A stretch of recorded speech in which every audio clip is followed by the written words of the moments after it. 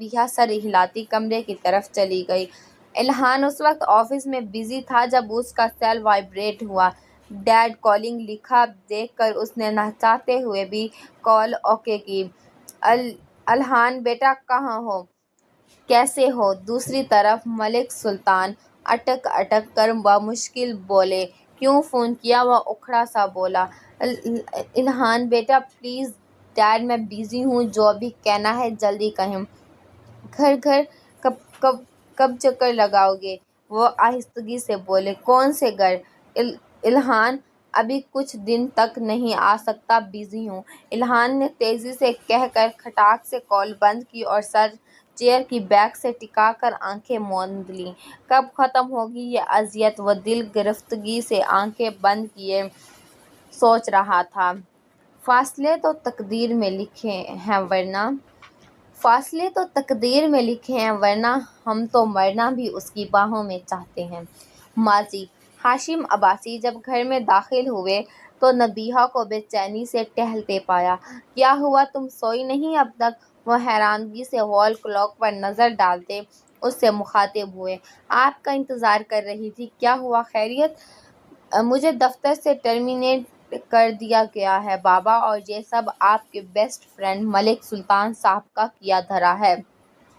وہ خفگی سے بولی۔ میرا بیسٹ فرینڈ تمہارا بھی کچھ لگتا ہے؟ فی الحال تو وہ مجھے اپنے سب سے بڑے دشمن ہی لگتے ہیں، وہ منہ بگاڑ کر بولی۔ ہاشم اس کی شکل دیکھ کر مسکرا دیے۔ اچھا ہوا ملک نے یہ کر دیا ورنہ مجھے کرنا پڑتا یہ سب۔ بابا آخر آپ لوگوں کا مسئلہ کیا ہے میری جاب سے؟ وہ اکتائی۔ مسئلہ جاب سے نہیں، جاب میں جو فرائض تم انجام دے رہی ہو اس سے ہے۔ کیا میں غلط کر رہی ہوں؟ غلط نہیں تو ٹھیک بھی نہیں ہے یہ سب۔ ہاشم بیٹی کی اتری شکل کو دیکھ کر دھیمے پڑے۔ آپ جانتے ہیں ملک صاحب پر کروڑوں اربوں کے لحاظ سے ٹیکس عدم ادائیگی کے ثبوت ہیں میرے پاس۔ اس کے علاوہ وہ بہت سی انلیگل لین دین میں بھی ملوث ہیں، بلکہ عام الفاظ میں وہ ایک مکمل کرپٹ انسان ہے۔ وہ دانت رگڑ کر بڑبڑائی۔ بہتر ہے تم ان ثبوتوں کو آگ لگا دو، کیونکہ تم ان ثبوتوں کے ہوتے ہوئے بھی کچھ نہیں کر سکتی ہو۔ اس ملک میں ہر دوسرا بزنس مین یہی سب کر رہا ہے۔ تم کس کو روکو گی؟ جس کو روکوں گی وہ پرعزم تھی۔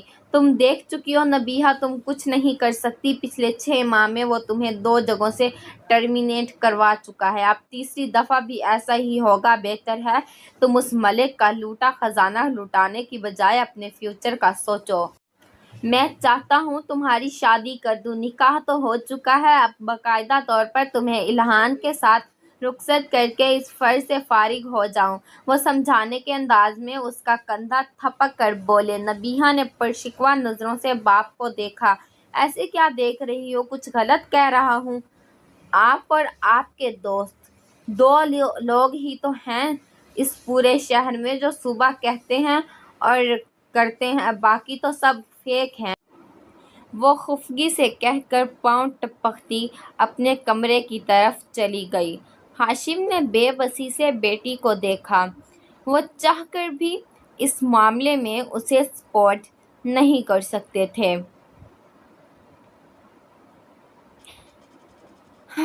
دونوں رشتے ہی عزیز تھے، ایک طرف بیٹی تھی تو دوسری طرف جگری یار تھا۔ وہ کسے سپورٹ کرتے؟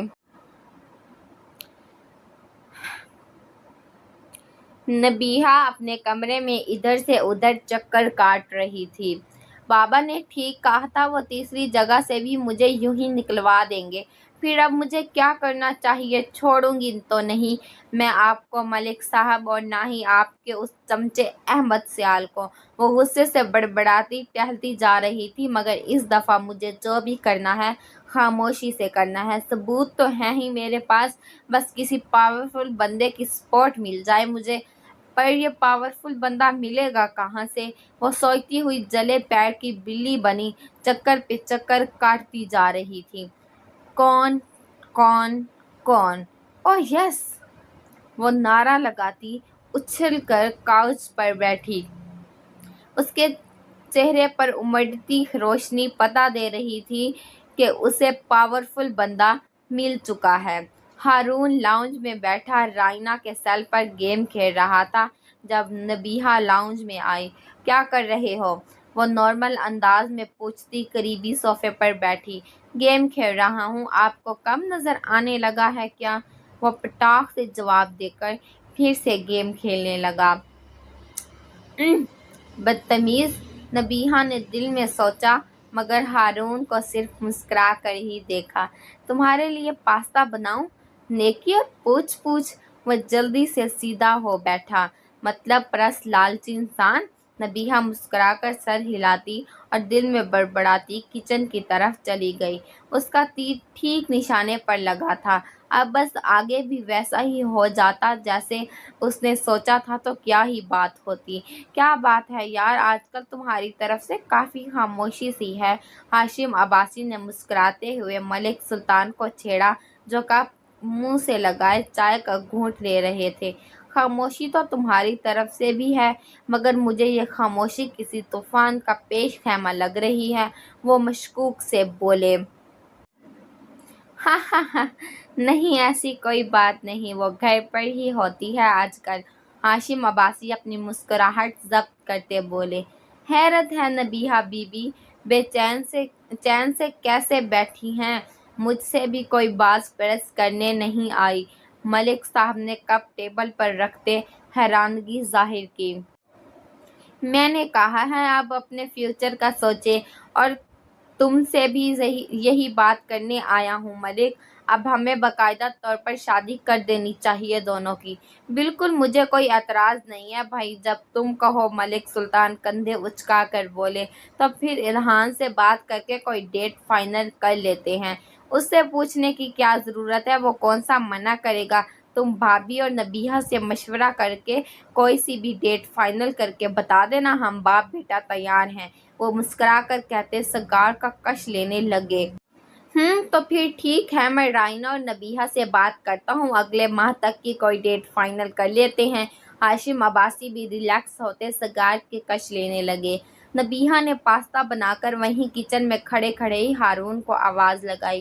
ہارون اس کی آواز پر رائنا کا سیل ٹیبل پر رکھ کر کچن کی طرف بھاگا۔ بیٹھو۔ نبیہہ نے چیئر گھسیٹ کر ہارون کو بٹھایا اور پاستے کا باؤل اس کے سامنے رکھا۔ کھا کر بتاؤ کیسا بنا ہے؟ آپ کے ہاتھ کا پاستا ہے، اوبویسلی لذیذ ہی ہوگا۔ تم انجوائے کرو، میں ابھی آتی ہوں، نبیہہ مسکرا کر کہتی کچن سے باہر آئی۔ اب وہ تیز قدموں سے لاؤنج کی طرف جا رہی تھی تاکہ رائنا کے سیل تک رسائی حاصل کر سکے۔ حال محتشم، آپ کتنے بجے تک آئیں گے آج؟ نبیہہ نے آئینے کے سامنے اسے کوٹ پہننے میں مدد دیتے ہوئے پوچھا۔ کیوں، آج کچھ خاص ہے کیا؟ محتشم نے کف لنگس بند کرتے مسکرا کر اسے دیکھا۔ نہیں، کچھ خاص نہیں ہے، بس ایسے ہی پوچھ رہی تھی۔ نبیہہ جی، آپ پرفیوم کی شیشی محتشم کو پکڑاتے بولی۔ آج میں جلدی آؤں گا، ڈنر باہر کریں گے، تمہاری کوئی اور پلاننگ ہے تو بتا دو، وہ پرفیوم اسپرے کرتا بولا۔ نہیں، میری کوئی پلاننگ نہیں ہے۔ فائن، پھر ریڈی رہنا، میں 7 بجے تک آ جاؤں گا۔ جی، نبیہہ نے مسکرا کر اثبات میں سر ہلایا۔ میں چلتا ہوں، اب take care of your self. Mohtasham نے ہر روز کی طرح یہ فقرہ دہرایا اور اسے ساتھ لگا کر ماتھے پر بوسہ دیتا باہر نکل گیا۔ نبیہہ نے بند دروازے کو دیکھا جہاں سے ابھی محتشم نکل کر گیا تھا، اور اپنے ہاتھوں کی لکیروں کو افسردگی سے دیکھتی بیڈ پر بیٹھی۔ مجھے معاف کر دیں محتشم، میں نے آپ کے ساتھ بالکل بھی اچھا نہیں کیا، میری ذات سے آپ کو دکھوں کے سوا کچھ بھی نہیں ملا۔ وہ بیڈ پر اوندھے منہ گر کر پھوٹ پھوٹ کر رو دی۔